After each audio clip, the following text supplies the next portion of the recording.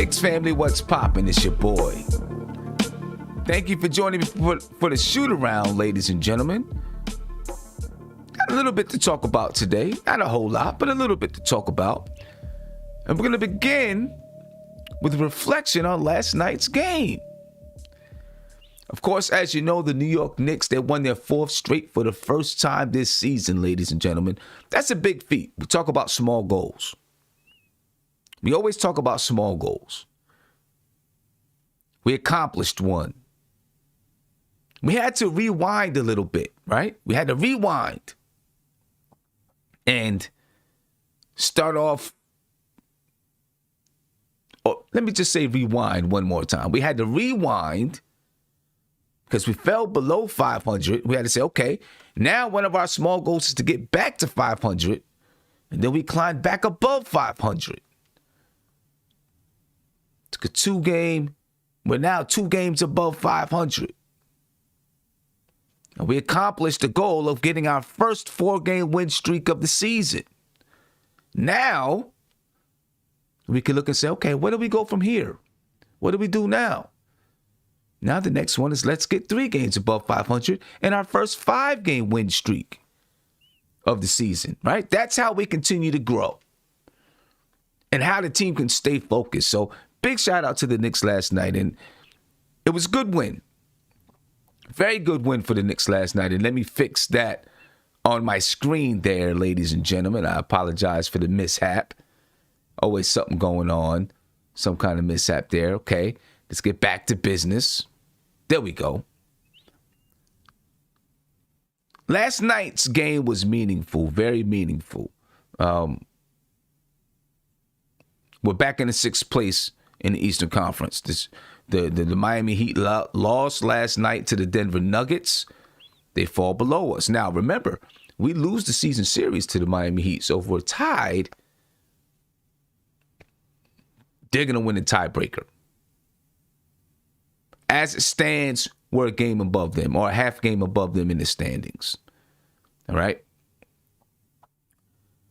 Not only did we get back into the 6th speed, but we put pressure on the teams above us. But most importantly, when I look back at last night's game, I believe, getting that 4th win in a row allowed the Knicks to feel it, allowed the Knicks to build confidence, to understand that, hey, we can put together a serious win streak as well. We've seen all these other teams around us, the Atlanta Hawks, the Miami Heat, the Boston Celtics, put these win streaks together. We have not. So I think it was very good for their psyche. Confidence builder. Let them know that they belong where they are. If they didn't already know it, I believe they know it now. 16 games left in the season. 2 games above 500. Last night, they did a good job. Every game that the Knicks go into, and it's like this for every team in the NBA, but every game that this team goes into, there's a feat that they've got to get over. Is it rebounding issues? Last night, we had to deal with Steven Adams, Zion Williamson. These guys can rebound the basketball. We had to make sure that they didn't dominate the glass, and they didn't. We maintained. Of course, you had to deal with Zion Williamson. You heard Tom Thibodeau.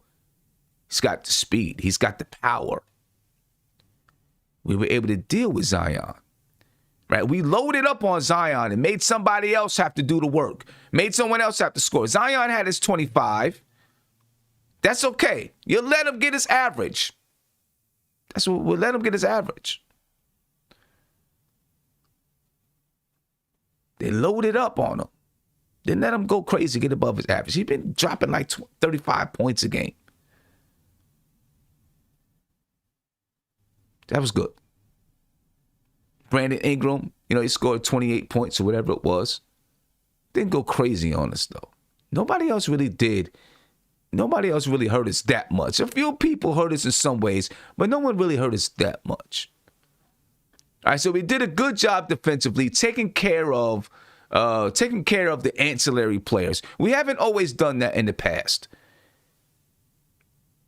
Oh, someone's always going to step up and play well, but for the most part, we took care of the ancillary players, we rebounded the basketball, and we hit clutch shots.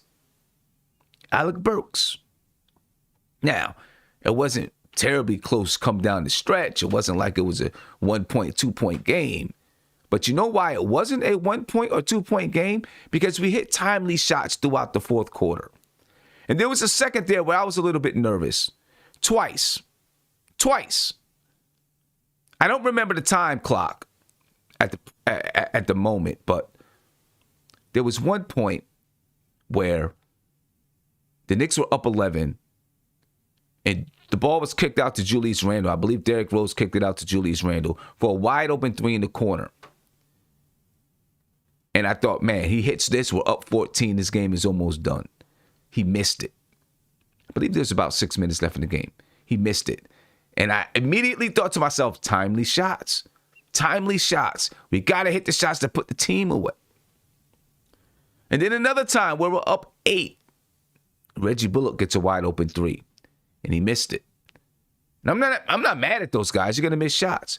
But again, timely shots. That was another dagger that could have put the team away. Could have put the game away. Didn't happen. But Alec Burks hit some timely shots down the stretch. As the game got a little bit tighter, a little bit closer, Alec Burks hit some timely shots. He scored 14 points in the fourth quarter last night. 14. That's what we need. And this team is learning that about themselves. So as I reflect on last night, not only was it a big win, but it's a learning experience, right? It's another step in those small goals, but it's a learning experience. It teaches them that they can put away a team and win by double digits when they need to. A team that is themselves fighting for a playoff position. And I think they've learned that over the last couple of games. Now, of course, they're playing the Dallas team tomorrow. That's going to be they're going to be tougher. It's not going to be, the Pelicans' defense is not good. So it's probably a little bit easier to score points against the Pelicans than it's going to be against the Dallas Mavericks. But remember, the last game, we got good shots, and we just weren't hitting. Julius Randle, he was off. RJ Barrett everybody was off. So I'm expecting a different game tomorrow night. I got my man Kev in the building. I want to find out from Kev, as you look back at last night, what is your reflection on last night as we look back at that game? That's what I want to know from you, Kev. Because it was a good game. It was a good game. The Knicks played well.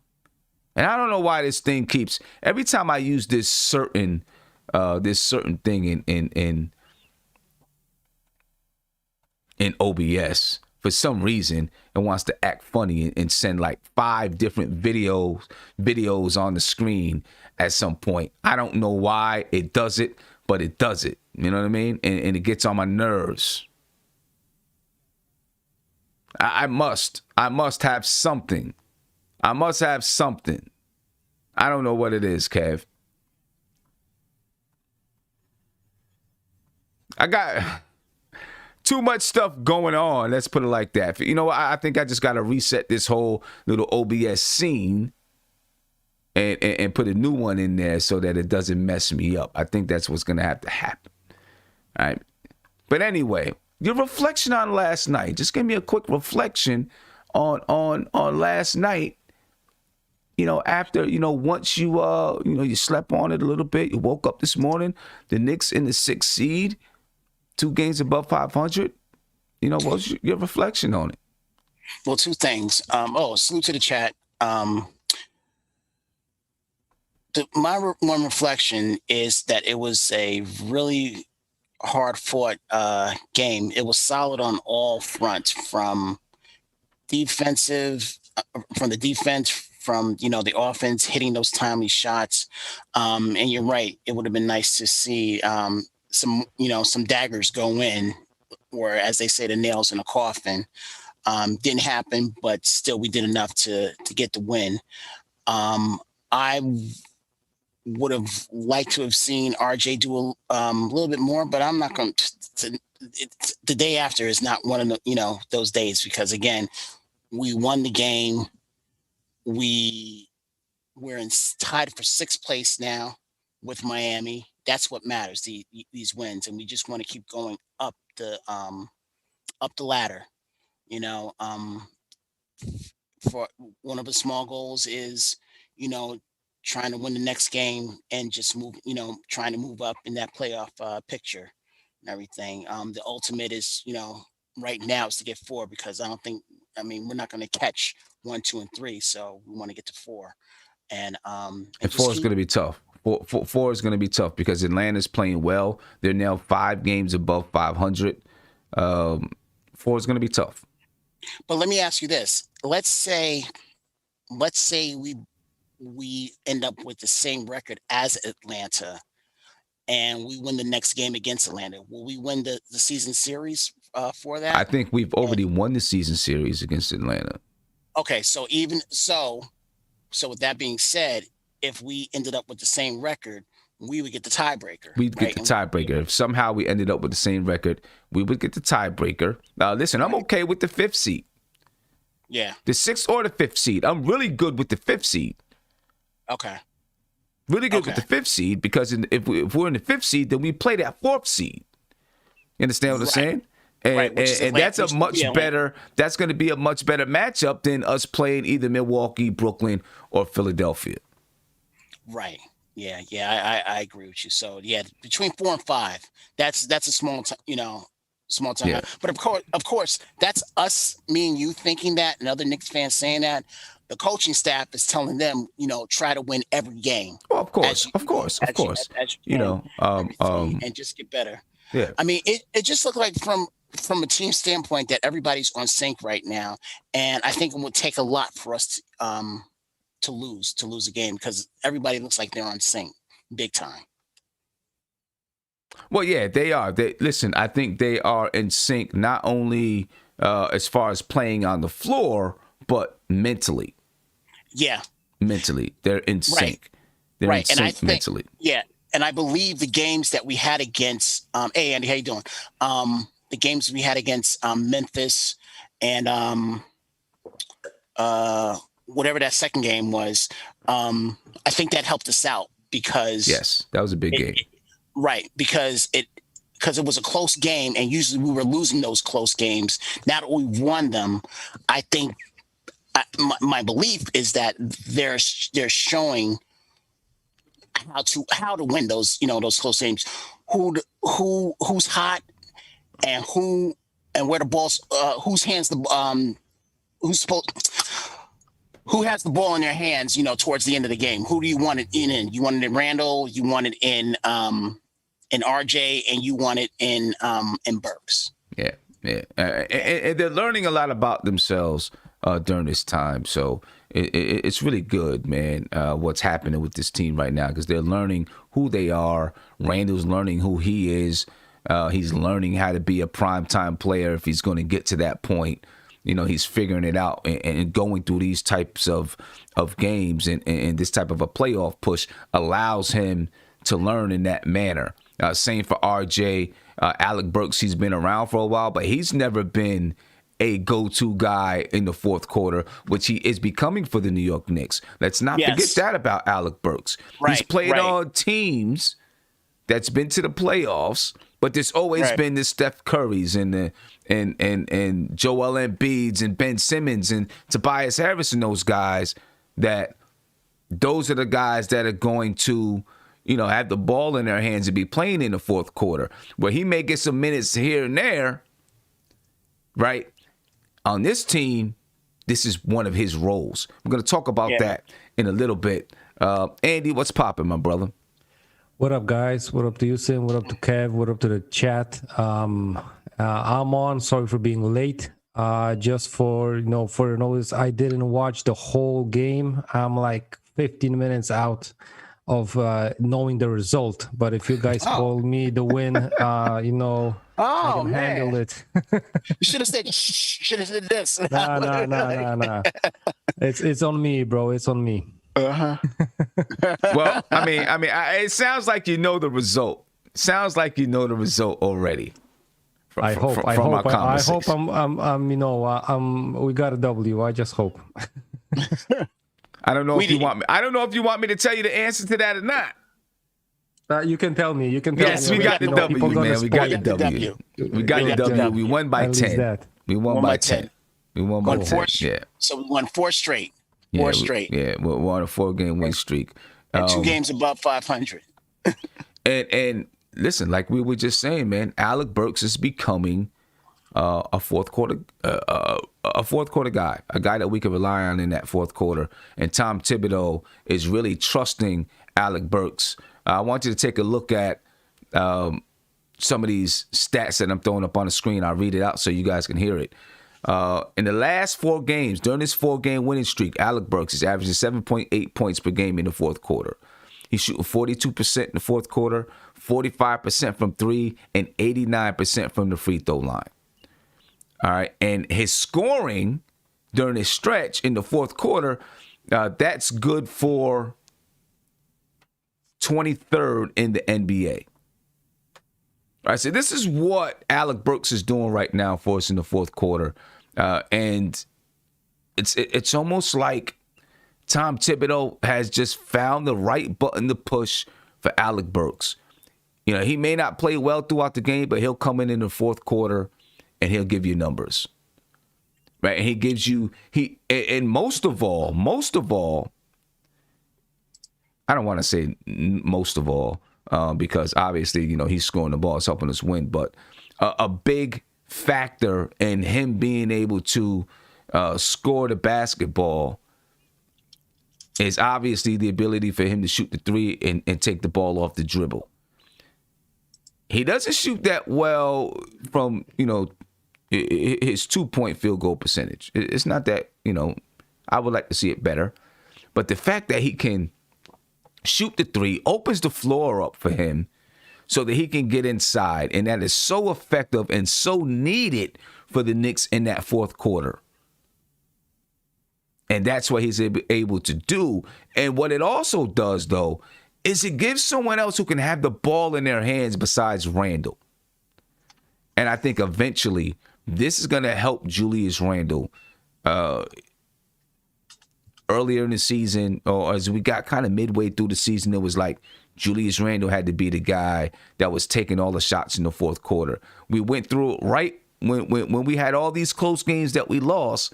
It was like Julius Randle. Although throughout the season, Burks has been good in the fourth quarter, but you can see it shifting a little bit. Now Burks has the ball in his hands, which allows defenses to pay attention to him, and then you can get Burks a little bit open, right? And when RJ gets back and he's playing better, you know, he didn't play in the fourth quarter last night.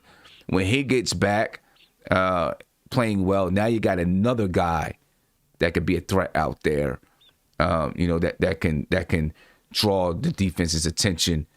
And when Reggie Bullock is hitting and he's on the floor, you got a guy that can shoot it from 3. You got 4 guys that can get you a bucket in different ways in that fourth quarter. Even, you know, when Reggie Bullock is on the floor, and you're not giving up anything on the defensive end because Burks has been playing good defense lately as well. You know, so you know what's amazing, Sam? I like it. Yeah, you know what's amazing is that in the beginning of the season and preseason as well, he was penciled in as like the 3rd guy, you know, in the starting lineup. And then when he got injured and was out for a few games, that's when they put in Bullock in his place. And so argument could be made that we wouldn't have a problem if he did start or not. No, know? Well, I think he was always coming off the bench. Those first two games, he came off the bench and did he really? I thought for sure he that he started. No, he didn't start. Right. Reggie Bullock was the starter. He came off the bench, but he scored like 20 points a game in his first 2 games, and everybody thought that he was going to be that 3rd option, which he is turning out to be. Yeah, which he is turning out to be. He may be the first option in the fourth quarter. So Right. you know, I would go with that. And the thing about that is the way that that Julius has a rapport with Bullock. You would kind of want to see that with Burks as well. You know how he set how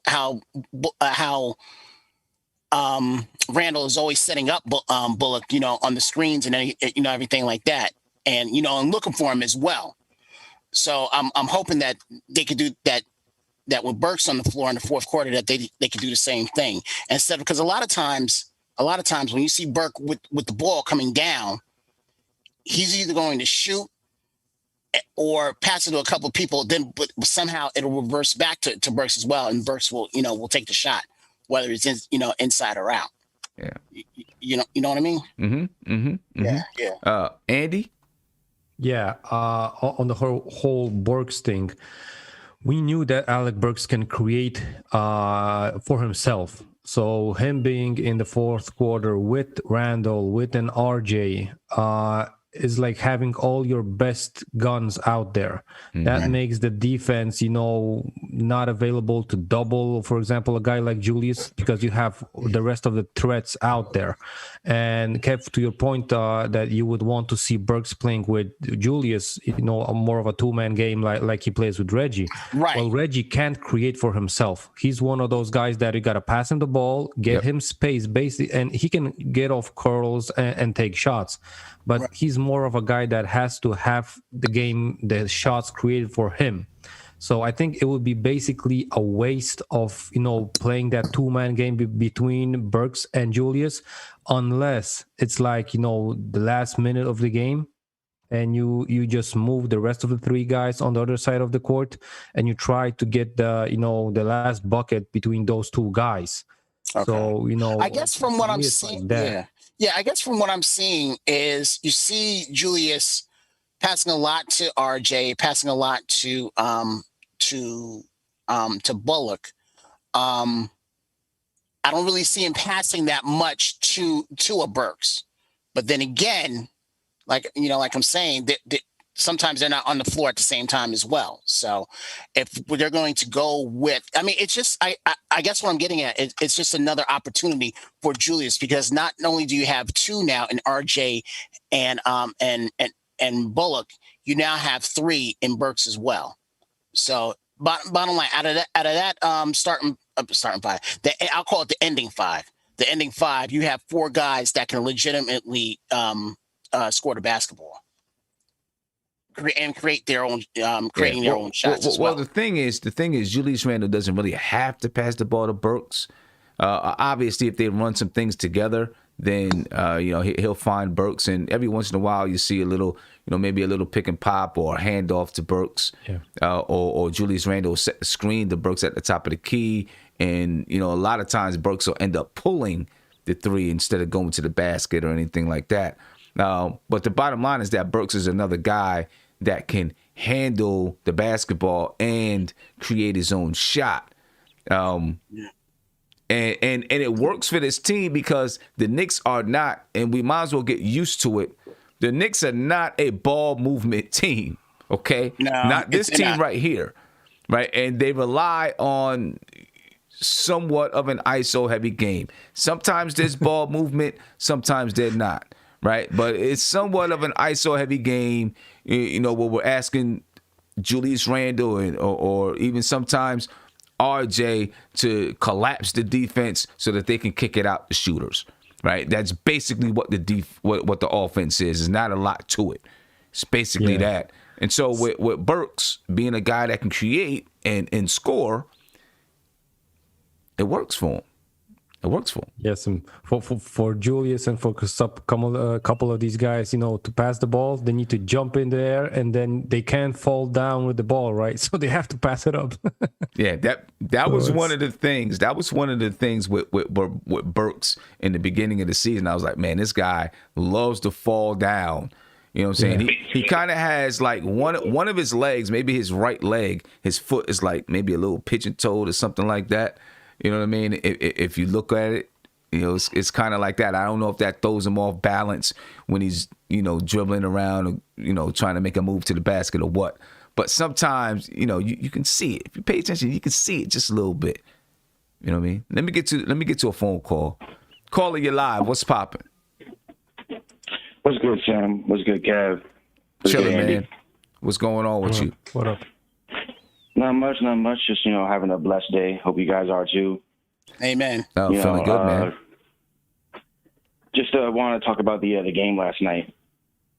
Yeah, everything was looking pretty smooth. I was pretty sure we was gonna take an L, but the defense really held up. I've been really impressed with how Taj Gibson's been playing. The fact that this guy's 35 and he's playing at the level that he's playing at, it's actually incredible to me. I'm surprised that we were able to stop Zion the way we were in the second half. You know, that little trap that we was doing with him, it was pretty great. We was holding to his average. But, you know, to jump in on the topic you guys are talking about with Burks and being able to create his own shot, I actually agree with Kev where it will allow Julius to have his own space more, where he won't have to have the ball too much. And then when you think about it with the combination of Burks and Rose, those both guys being able to create their own shot, and now that you see Thibs actually staggering Randall with the second unit, I think that could be huge for Randall, where it takes a lot of pressure off him, and he doesn't have to work as hard when he's on the court because he's already playing 38 minutes a game. Mm-hmm. So Played 41 last night. Yeesh. You know, the less that Randall has to work hard when he's got the ball in his hands, the better it is, I think, as we get late into the season and into the playoffs. Right. No, without a doubt. And I think that's the reason why Burks is getting the role that he's getting. And, you know, it took a little while for Tom Thibodeau to see who produces in the fourth quarter. And sometimes it takes that to just learn about your team. You know what I mean? You got to figure it out. You got to learn who does what are their tendencies. And I think he's figured out, at least with Alec Burks, I think he's figured it out. Now, does it mean that it's going to be like that every single fourth quarter? No. There'll be some fourth quarters where maybe he's not scoring well and somebody else is. And he'll play that person. But I think for right now, his first inclination is going to be let me make sure Burks is out there in the fourth quarter. So, Right. Yeah, no doubt. I've actually been pretty impressed with Thibs and his coaching as of late because I feel like he's finally been either listening to the assistant coaches or even just seeing what the fans have been saying and being able just to be able to adjust whenever we're in a game situation. Because I feel like that was one of his biggest criticisms about him as a coach, that game time he's not able to adjust in order to put lineups that actually can win. But now we're seeing that he's keeping guys out that's not producing during the game. You know, we saw in the Grizzlies game, he only paid Peyton 14 minutes. When Quickly had it going on, he kept him in for the rest of the game. We saw it last night with RJ. RJ wasn't producing. He just kept him out that fourth quarter, let Burks rock. When Burks just took over. Yeah. It's something that I've been wanting. It's been something that I've been wanting Thibodeau to do for the entire season, and I'm glad that it's happening now. I wish it happened earlier so we can get some more W's, but it's better late than never. Yeah. I hear you. The one thing I say, and my man, I appreciate your call. I appreciate the time, my friend. No problem. All right. And the one thing I'll say to that is it's not as easy as it sounds, right? When you're actually in the midst of coaching a team, it's just not that easy. Like, oh, yeah, I'm just going to plug this guy in and plug that guy in. I'm going to take this guy out because he's not doing this and not doing that. It's just not that easy. It's not that black and white. You got to learn a little bit about your players before you got to learn those players, and you got to trust those players first. When you're coaching, I keep telling you, a lot of who you see on the floor is about trust. And you got to figure out which lineups work, which players are going to react, and how are they going to react in certain situations on the floor. How do certain players react to each other when they're on the floor? So it's just not that black and white. It really isn't. You know, I know people think that it is. You just put this player out there because he's playing good. It's just not that easy. So all of the anger and all of the hate that Thibs was getting for not putting RJ back in the game last night in the fourth quarter, that shouldn't have been correct. No, of course not. Of course not. We won the game. We won the game. It shouldn't have been. But you'd be surprised because people are saying that it's either stunting the growth or they're saying that RJ is the future and he should be in those every situation. Well, this is what I'm going to say to those people. And if you're listening, I'm talking to you, right? Sitting on the bench is part of growth as well. And I'll leave it there. That's also part of growth. If you're not playing well, you sit, and that's how you develop. But, you know, as far as the whole lineup thing, it takes a while. It really does take a while to just learn the tendency of your players, who you trust in certain situations. And so until you develop that trust, guess what you do? You rock with the players that you trust.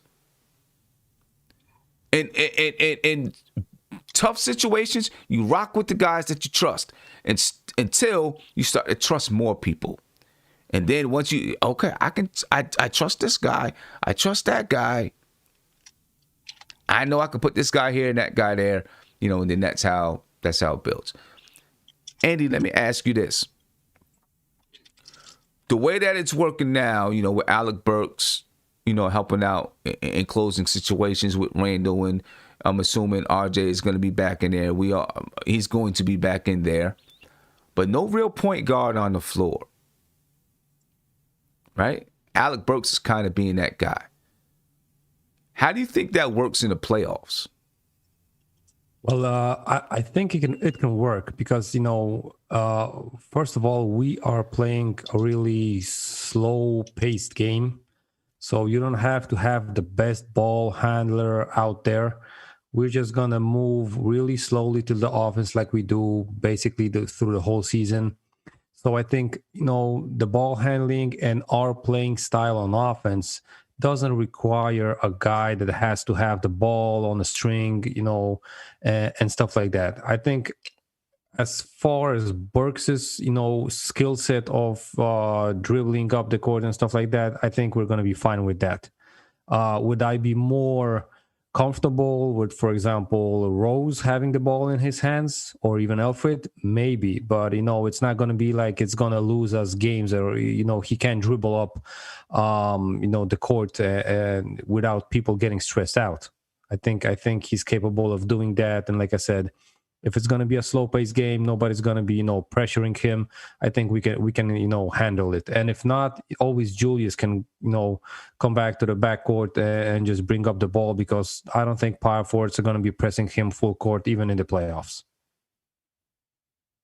Yeah, and well, you know, the thing is, I guess, you know, obviously it's all speculation. I guess we just don't know, you know, how Burks in this role is going to react in this role. You know, obviously defenses are going to be different, a little bit tighter. But I do agree with you. The way that the offense is set up, it should be able to work. And you should always be able to fall back on Randall and say, you know what? We'll let Randall bring that thing up. You know, when he has, you know, whatever kind of a guard. Forward guarding him. You know what I'm saying? So yeah, Kev, what do you think? Do you think this scenario will work in the playoffs without having a point guard on the floor down the stretch in the playoffs? Oh, most definitely. Most definitely. I was critical of Burks when he was dribbling, and didn't think that he could handle the pressure. But now I think he can, and again, I think this is a resource that Thibs is going to milk for as long as he can, and I do see it working. I really do. I really do. So, and if it doesn't, again, Thibs will go with the hot hand of what will work, and he'll make that adjustment. Now, out of that four, that's what I'm talking about. Now, at the center position, I don't know. I don't know what he's going to do. I don't know if he's going to use Noel. I could bet that he'll probably use Taj Gibson. But I don't know. You're saying it in the playoffs? I think that I think he's going to use Nerlens Noel. Nerlens Noel is just a better shot blocker. I mean, they're both going to play their roles. Taj Gibson is going to play a lot in the playoffs, and I believe that so is Nerlens Noel. You need his shot blocking. You seen it last night that we missed some of his shot blocking. Yes. Yes, absolutely. Last night we missed some of his shot blocking. We need his shot blocking out there. Obviously we know he's not a big, strong guy that's going to push people around and grab all kinds of rebounds. But his shot blocking, and it comes in big time. And a lot of times he gets some clutch blocks. Yes, he does. Some clutch blocks. Yes, he does. That really does. Sometimes, the team might be down 3 and they got a layup. He'll get a block and we come back down to score. Now it's a 5-point game. You know what I'm saying? Right. Yeah. Yeah. The other thing also, if his opportunity is presented, he'll take the shot as well, whether if it's like a short jumper or a hook shot and that's all we were asking of Mitch to do, to develop something like that, because you see how that makes you more of a threat when you can score the basketball and not just blocking or just grabbing rebounds and everything. Yeah, so. and Mitch has a few more years to go, but to develop his game and learn some moves around the rim, I guess. It's still, I don't even want to get into it right now, but there's still up in the air, as Nerlens Noel continues to play well, how does things work out with Mitchell Robinson? So I got to ask you, I got to ask you, we're always, looking ahead. Would you re-sign those three, Norns, Burks, and Bullock? Would you re-sign them? I would. Yeah. I know a lot of people are going to say no to Bullock, but I disagree. I think that disagree Bullock, too. even if he's not starting, and if you get a better 3-man or whatever, fine. But I believe that Bullock really does add some value to this team defensively. I mean, every night he's guarding the best wing player on the floor. You know what I'm saying? And some nights they score. A lot of nights he does a really good job of making it tough for that person. You know what I'm saying? So I think that he can really be valuable to your team defensively, even if he's coming off the bench. I think he adds a lot of value to your team. I forgot to add Rose. Oh, go ahead, Andy. I'm sorry. Go ahead. Yeah, okay. For the salary they have this year, yes, you would be stupid to let him go. Right. Really, if they would consider, bringing them back for $5-6 million per year, bro, you got to do it. If it's like 10-12 million a year, then you start to think about it and look at the salary, at the books or the future, whatever. But for $5 million, you ain't gonna get that kind of players that are gonna produce or even be great teammates, practice players and stuff like that. Vets on that salary. Yeah, there's no way. Yeah, he's one of those players that epitomizes the type of defense that Tom Thibodeau envisions. You know what I mean? He's one of those type of guys. I forgot to include Taj in that as well. Would you? You forgot to include Taj, Derrick Rose, Peyton. Right. I mean, it's a lot of people. There's a lot of people. It's a lot of people. And we'll see how it goes out. I think it's going to be, depending on how this playoff run goes. Like if we really, really do well, I think management is going to have to make some tough decisions. Let's put it like this. In my opinion, this is just my opinion. This team doesn't get past the second round, not this team. And so if you have plans, if they do get past the second round, then right, that's what I want to find out. Then that's a big surprise. I don't see this team getting past the second round. And honestly, the only way I'm gonna The only way, in my opinion, we get past the first round is if we're the 4th or 5th seed.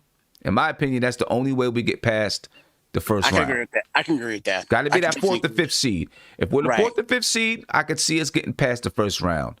I don't see us beating Milwaukee, Philadelphia, or Brooklyn in a 7-game series. I just don't see that happening. It'll be fun. It'll be fun. But I don't see us beating any of those 3 teams. So if we're in the 6th seed, the 6th, 7th, or 8th seed, we're playing one of those 3 teams. Right. So if we want to get to the second round, we need to be in that 5th or 4th seed. Then I think it's possible. So let's say we do get to the second round because we get into that 5th or 4th seed. We're not getting to the Eastern Conference Finals, in my opinion. So which means you got to add, you got to add something to this team for them to grow. But still, looking at it right now, Alec Burks is helping us to close basketball games. He's doing a great job doing it again.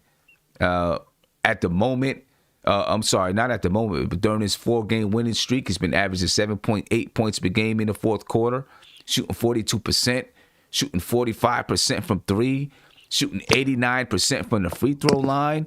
And his scoring is 23rd best in the NBA amidst this win streak in the fourth quarter. So, he's helping us out. He's doing a good job, especially during moments when RJ, doesn't have it. Like he didn't have it last night. He wasn't hitting last night, so he didn't play in the fourth quarter. You got a guy like Alec Burks that can step up and get the job done. So, that's big stuff. That's big stuff. In other words, you're not losing anything when you go to your bench like that at all. No. You don't. John Henson, ladies and gentlemen, this is just a quick announcement. John Henson's contract will likely not be renewed. No surprise there. He got $119,000 for not stepping on the floor, for not even sweating.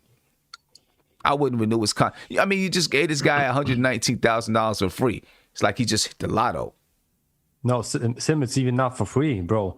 He got the best Knicks seat courts. He got the inside locker room experience, free rides, being around the team for dinners and everything, bro. I do it every day. Every day when exactly. For $119,000, I mean, ain't that something? Man got $119,000 to do nothing. His contract will not be renewed. His 10-day contract will not be renewed by the New York Knicks. So there's going to be an open roster spot. Any ideas? Any thoughts? I agree with Tony. And Tony was saying it a long time ago when we were having the discussion about should we look at Andre Drummond or should we look at another wing player? And Tony was like, Tony said that he felt comfortable with Alec Burks, RJ, and Reggie Bullock. He was like, I feel good. I think that, they might not be hot every night, but they provide enough. He said, I think we need a big, and he turned out to be right. Right? Because we're getting good production from those 3 players right now at this point in the season, and we need a big. Even though Sim, you and I, we're still salivating over our dude from Orlando and Terrence Ross. I still like him. I still like him too. But I mean, now looking at Mitch's injury, we clearly need another big. So if you're looking at that open roster spot, and I know we got Pell, you know what I mean? But I would still look at adding another big guy. I would try to add a guy that can play the 4 and the 5. That's kind of what John Henson was, a guy that can go, both ways. He could play the 4 or the 5. What's the deadline for us to be eligible for the for a playoff roster? Playoffs. Yeah. What's the deadline for that? I'm not exactly sure. Do you know, Andy? I know we were talking about it before. I have to. I have to look it up because I was thinking it might be April the 9th. Though I see teams, for example, OKC, where they're probably not going to make the playoffs, but I see teams adding guys still, and I think they're thinking about them being on the playoff roster. So I think it's still, the players that are currently being signed are going to be available to play in the playoffs. Right. Yeah. I know April 9th was the That was the date that That you could sign? no, that was the date that you had to be bought out by April 9th in order to be Okay, eligible bought for the out by- playoffs. But right. signing to a team, I don't Free know. agents, yeah. Yeah, free agents, I don't know. So, but look, the Knicks are on the prowl again, looking to bring in a player. I think Norvel Pell may be good for the remainder of the season. Yeah, Right? I'll go on that. He gave us some decent, he gave us okay minutes last night. He got a block. He got one goaltend that, I guess it was a goaltend, but could have been a block. He can grab a couple of rebounds, so he's serviceable. One name that I'm seeing in the chat. What about a Thon Maker? I mean, you could go with a Thon Maker, I guess. He's still kind of young. He's what, 7'7" or something, 7'6", I don't know. Okay. Of course, I've seen him play. I don't know much about, what he's gonna do out there. I think he's a big guy that I don't know. I don't know if he's gonna come in and contribute like that. Right. I don't know. I the think other thing about it that also- Tom Thibodeau is. It's set. I mean, but I think if he's picking up a guy that's at the end of the bench at this point, right? Unless some guy that's really talented that fell through the cracks is out there to say, hey, let's add this guy. I think he's probably going to be looking for much of the same that you're getting in Nerlens Noel, Taj Gibson, and Pell. I think he's gonna be looking for the same. So I don't know if that guy's out there or not. People are pointing at Kyle O'Quinn. Or do you go ahead now and add a wing that can add a bench wing that can maybe give you some minutes if somebody goes down? I don't know. Right. I don't know. At this point, I mean, what do they need most? I would say they need big man help the most. Just in the event that one of these guys goes down, you know what I mean? So you have that security. I would say that that's probably the most important position to fill. And I'd like it to be a guy that can be power forward or center that can go and play either position. So who's out there to get? I don't know. It's hard to say. For me, Kyle O'Quinn fits the bill perfectly. And that's even for going forward because, he didn't resign with the Knicks because he wanted to feel, closer to the playoffs where we are in this spot currently. He can play the 4 and the 5. He might be even the best passer over big men if he gets signed, of course, except Randall. But, he also has the experience. He didn't play major minutes this year, so he's going to be available and, he's going to have that thirsty body to get a little bit banging in. And also, which I don't think many of you guys think about it, if somehow Taj can't go next season with the Knicks as a vet, I think Kyle O'Quinn would be perfectly fitting that bill in instead of Taj because Taj is looking every game when I see him, he's like it's my last game. It's my last game. Hey, he's finding a way. Like that he's finding a way. He's man. on the Kurt Thomas thing. Yeah, he's finding a way. No doubt about that. He's finding a way. Big shout out to Mama Said, and no, someone said I'm blacking out. I'm not blacking out, my friend. I'm reading something that's on my screen, so I'm looking down at my screen, so I might look like my eyes are closed. I'm not falling asleep, I promise you. Big shout out to Mama Said for the super chat. He says, so Coach Sims, do we add two? And it's Coach Sim. A lot of people call me Sims. I don't know why. Do we add 2 All-Stars or do we keep what we have and pick up a few pieces in the offseason? First of all, adding 2 All-Stars is probably not going to happen in the offseason. I think what you do right now, because I don't see there being any All-Stars out there that you're going to add unless you're doing it via trade. Right? So what I do, if you don't trade for somebody, if you don't trade for somebody during the draft, then I think you add pieces. You add pieces that's going to make your team even more valuable. And then when that trade comes or that, however it happens, you make that move. You know what I mean? I see people in the chat say Marquise Chris is available. We know Lance Stevenson is available. Kylo Quinn. So I don't know, Jabari Parker. That's what I was looking for. Someone said Jabari Parker. You know what? There's people out there. There's guys out there. We'll see what they decide to do. That's going to be interesting to pay attention to and follow. Let me get to a phone call.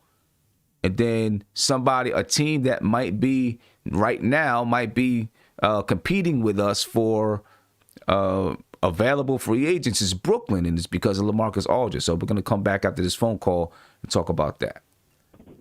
Caller, you live. What's popping? What's going on, Sam? How you doing? I'm good, my friend. How you feeling? Doing well.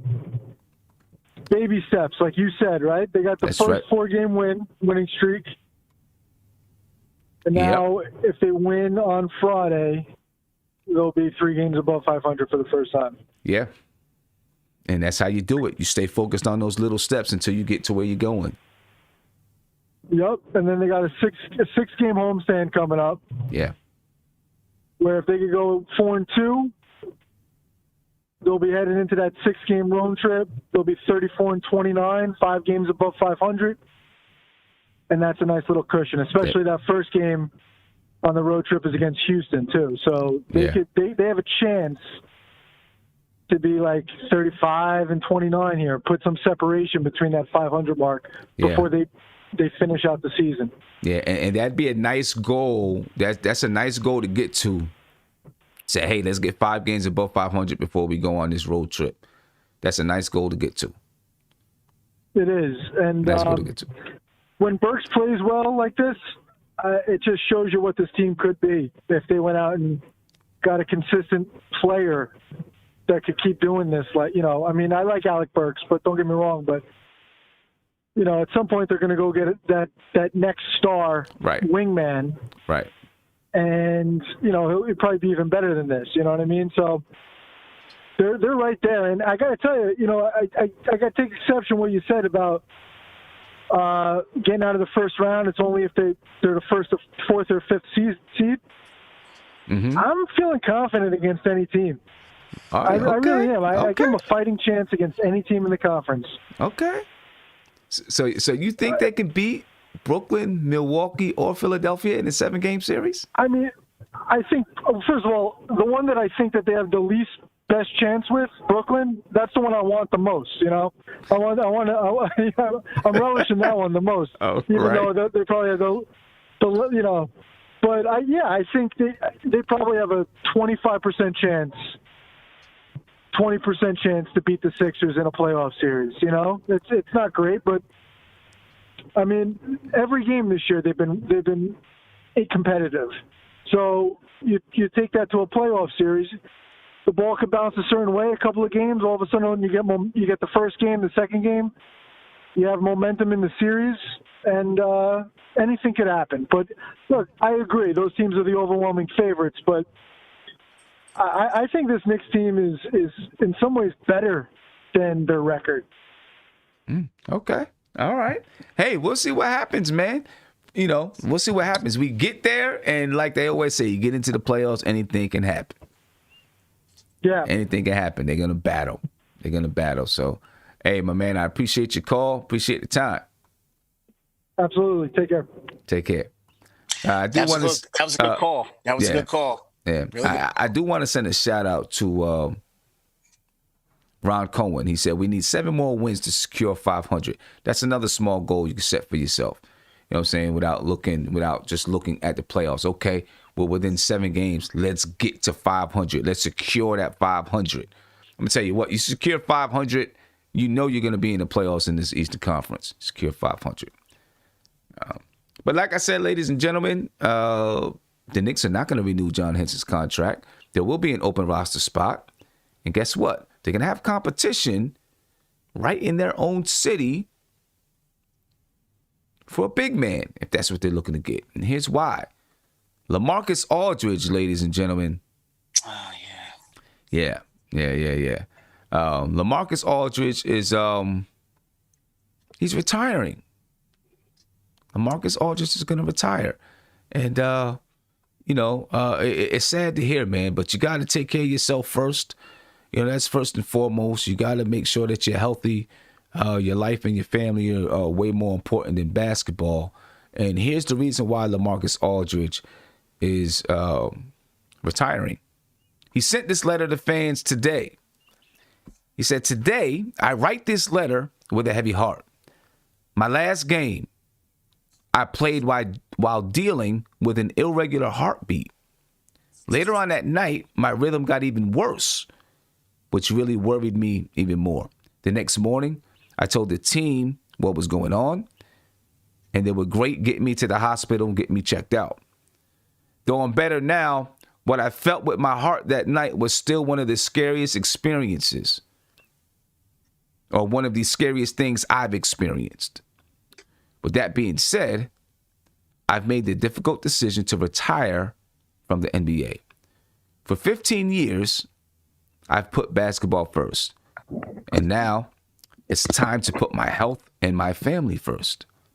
I'm thankful for everything this game has given me, the great memories, including all the ups and downs and the friendships I've made and will keep with me forever. I thank Portland for drafting a skinny Texas kid and giving him a chance. The city of Portland has given me some unforgettable years. They will always remain in my heart. I want to thank the Spurs for letting me into the family and giving me 5 fun years. And last but not least, I want to thank Brooklyn. You wanted me for me. In a game that's changing so much, you asked me to come and just do what I do, which was good to hear. I'm sorry it didn't get to last long, but I've definitely had fun being a part of this special group. You never know when something will come to an end, so make sure you enjoy it every day. I can truly say I just did that, Lamarcus Aldridge."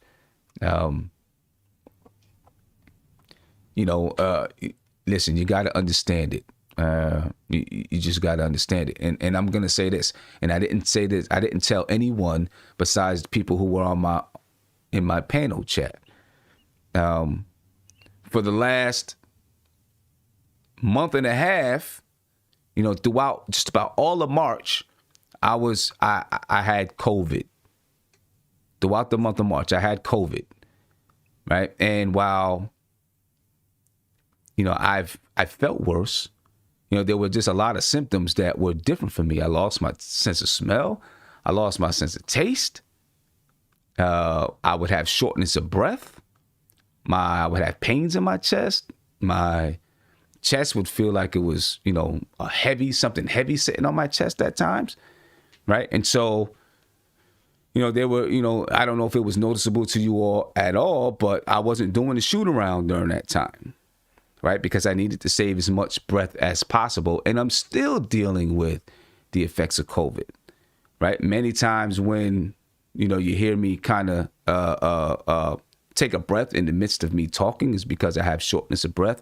Sometimes when I have to cough, it's because I'm having shortness of breath or my chest is getting tight, right? So I'm still dealing with that now, although I am negative for COVID-19 at this point. I'm still dealing with some of the symptoms of it, and it is scary, right? And so for Lamarcus Aldridge, man, I can understand. You feel something like that once, and you're like,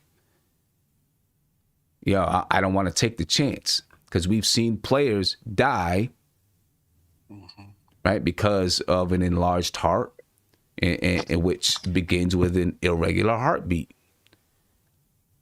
So I don't blame him at all. Not one bit.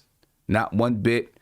You gotta love yourself and take care of yourself first and foremost. So my prayers out to Lamarcus Aldridge and his family. I'm glad that he's safe, and he's he's gotten over the irregular heartbeat from last night. And he's going to be able to go home to his family, a healthy man, and hopefully it remains that way. Yeah, a friend of mine that from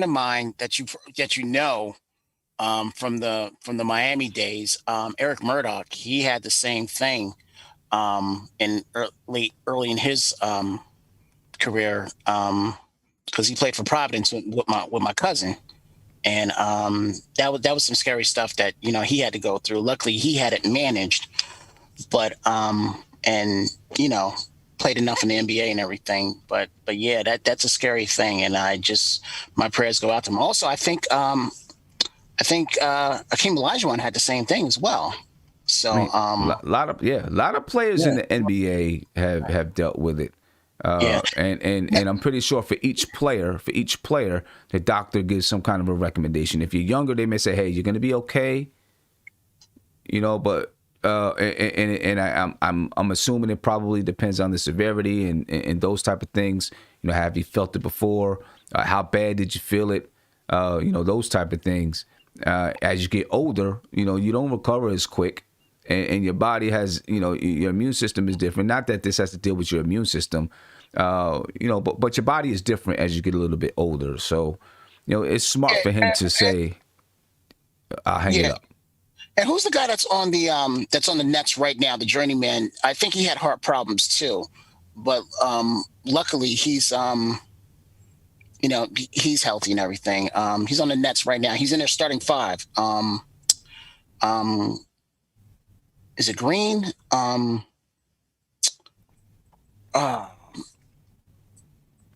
five. He was sticking Randall. He was sticking Randall. Jeff Green? Jeff Green. Jeff Green. Yeah, Jeff Green. Yeah, he had a heart problem too and everything. So it's not a joke, man. I want to thank everybody in the chat that sent prayers to me and wish me good health. I'm feeling good. Like I said, still feeling some effects of it as far as breathing sometimes and stuff like that. But I feel good. And I will say this, Andy. I went to basketball practice the other day, and I'm going to basketball practice tonight.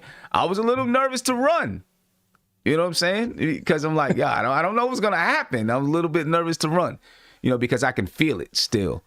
I ran just a little bit, easing myself in to make sure that it's not, to make sure I can handle it. But I understand. I fully understand with Lamarcus Aldridge, man. Smart decision as far as I'm concerned. You gotta watch out not to whistle too much, bro. Tell me about it. I mean, I don't even whistle much. I yell. I just use my voice. You know what I'm saying? But so Lamarcus Aldridge is out, and so now the Nets got to deal with filling his spot.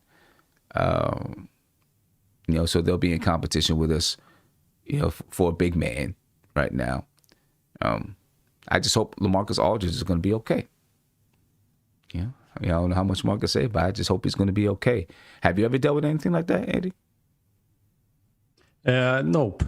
I'm quite healthy except the torn ACL twice. So, except that, I'm quite fine. Yeah. Okay. Well, that's good. That's good because listen, I could you get a torn ACL, you break your leg, this and that. You're like, okay, you know what? It's gonna heal back. When you feel something with your heart, you get a little bit, or your chest or your breathing, you get, oh man, you get a little bit nervous. You know what I'm saying? But again, prayers up to Lamarcus Aldridge. He has retired due to an irregular heartbeat, and we wish the best to him. And before we get out of here, ladies and gentlemen, I just want to send appreciation to you guys.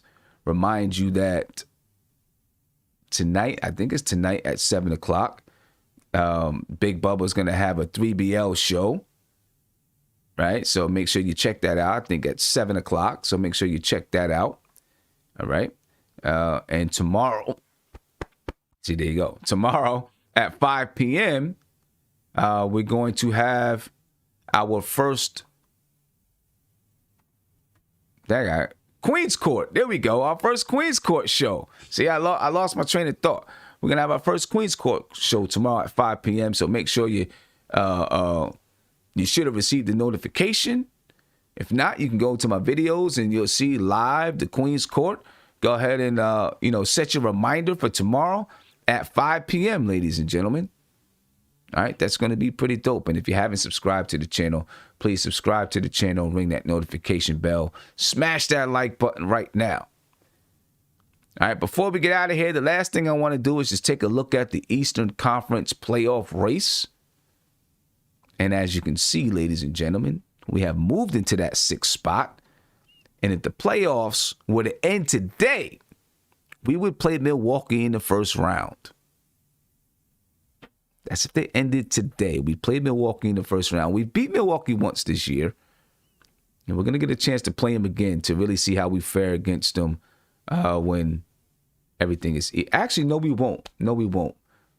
We beat them twice this year, so we won the season series against Milwaukee. But that third game, didn't involve your major players. So we still don't know how we truly match up against the Milwaukee Bucks.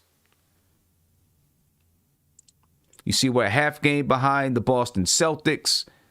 We're a half game above the Miami Heat. We're a full game above the Charlotte Hornets. We're 2 games above the Indiana Pacers. And we're a game and a half behind the Atlanta Hawks for that 4th spot. That's what the playoffs look like right now, ladies and gentlemen. The Knicks are sitting in a good spot. Sitting in a good spot. We need to go out and take care of Dallas tomorrow. I don't know if Boston plays tonight or tomorrow, whatever, but we need to take care of Dallas. And we'll see what happens with Boston and anybody else that's out there. But we got to take care of our part. Right? We take care of our part, and we'll be okay. We just got to make sure that we take care of our part. Andy, anything you want to add to that? Yeah, on the schedule thing, we got that home stand of 6 games coming up. We should get as many W's as possible because the later schedule, we are 6 games on a road trip. Mm-hmm. So, better stack those W's up before we go to the West Coast because we're going to have a couple of hard games there. Though I still like the schedule, like maybe I like that we have the homestand first and then the road games, because on those road games we might see teams, because it's going to be like the sixth, fifth, and fourth game from the back of the season schedule. So some teams might be sitting those guys even then, just to get them, ready and less tired for the playoffs. So Andy, let me ask you this real quick. With what you just said, will those playoffs, will those seedings where those Western Conference teams are, will they already be set? So that's the reason why they'll be sitting those players out? Well, it's going to be 5 games, away. So, for example, if Phoenix Suns or the Clippers, they might have, like they have now, a 3 full game. The Clippers they're higher than the Nuggets, and the Nuggets are in trouble because they lost Jamal Murray. Yeah. So they might be like, okay, we're sitting safely here in the 3rd place. We can skip this game because it's not versus a West Coast team. We rather rack up a W versus a West Coast team than an East Coast. And they might even try to get a W just with their regular rotation without, a guy or 2. So, we might then struck and get a W just for us. Yeah. So, of course, every game is going to be important. Not like, we're going to calculate it or something like that, because I think the Knicks are going to go after every win.